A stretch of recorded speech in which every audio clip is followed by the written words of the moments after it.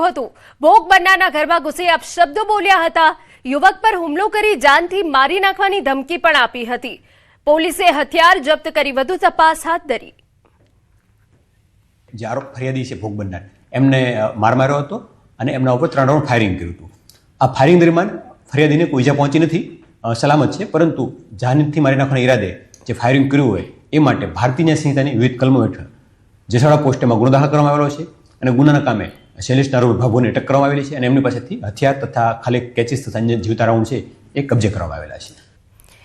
સુરતના લિંબાયતમાં જાહેરમાં થયેલી હત્યાની ઘટનાએ ફરી કાયદો અને વ્યવસ્થાને લઈને સવાલો ઊભા કર્યા।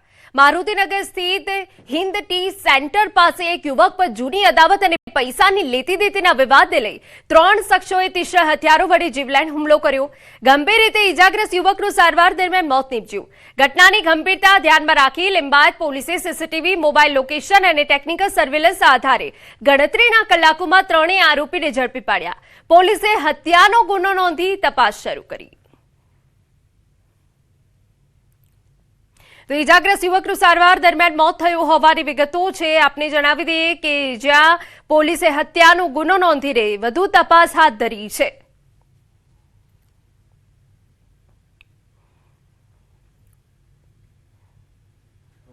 આવી અને આશિક ઉપર હુમલો કરેલો, જેમાં પગના ભાગે, ગળાના ભાગે જીવલેણ ઈજા થયેલી, તેને સારવાર દરમિયાન મૃત્યુ પામતા બનાવ હત્યામાં પલટાયેલો અને એ છે જે સંબંધે લિંબાયત પોલીસ સ્ટેશન ખાતે એક ખૂનનો બનાવનો ગુનો દાખલ કરવામાં આવેલો। આ ત્રણેય જે આરોપી છે કલુમુદ્દીન, એ સિવાય મોહમ્મદ દિલશાદ અને મોહમ્મદ શહજાદ, એ ત્રણોની ધરપકડ કરવામાં આવેલી છે। સમાચારમાં વાત હવે વડોદરાની કરીએ। બનેવીએ શાળા પર કર્યો હુમલો। ઝઘડાના સમાધાન માટે ગયેલ શાળા પર હુમલો કર્યો હોવાની વિગત।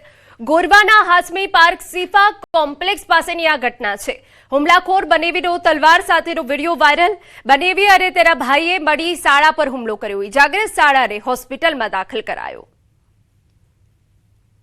तलवार से आए और अचानक से मैं बिल्डिंग से नीचे उतरा और मुझे जो है मेरे ऊपर हमला उन्होंने कर दिया। मैंने जो है बचाव किया अपना और मुझे घाव काफ़ी पीठ पे मारे हैं और जो है अपना पैर के ऊपर भी मारे हुए हैं। तो क्या मानने का कारण? ये मानने का कारण एक्चुअली हमारे घर में शादी था, तो हम लोग उनको मनाने के लिए गए हुए थे, तो वो लोग मने नहीं, तो फिर उनसे बोला चाली हुई हमारी और दूसरे दिन उन्होंने बोला अब हम तुम्हें कल बताएंगे। हम समाचार मोरबीमांथी मानवताने शर्मसार करती घटना सामे आवी। श्रमिक मजूर परिवारना मकानનું ભાડું ચડી જતા મકાન માલિકે મકાનમાં રહેતા શ્રમિક પરિવારના પતિની સંમતિ લઈને તેની પત્ની અને દીકરી સાથે દુષ્કર્મ આચર્યું।